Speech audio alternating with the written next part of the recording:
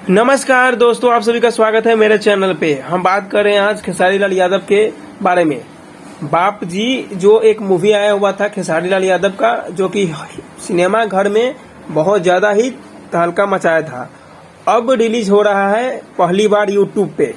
और फैंस लोग बहुत बेसब्री से इंतजार कर रहे हैं, क्योंकि बहुत अरसे बाद खेसारी लाल का कोई मूवी यूट्यूब पे आ रहा है। इससे पहले आया हुआ था दुल्हन वही जो पिया मन भावे, अब आ रहा है बाप जी।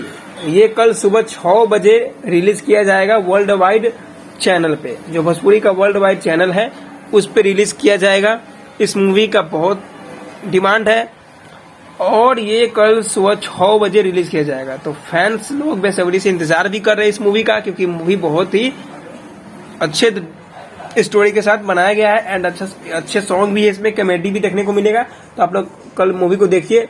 मिलते हैं नेक्स्ट अपडेट में, तब तक के लिए आप लोग को थोड़ा सा चैनल को सपोर्ट भी करना है, लाइक शेयर सब्सक्राइब कर दे। सब्सक्राइब नहीं इंक्रीज हो रहा है, न्यूज चैनल है तो कृपया आप लोग सब्सक्राइब करें ताकि मोटिवेशन मिलेगा। मिलते हैं नेक्स्ट वीडियो में, तब तक के लिए जय हिंद।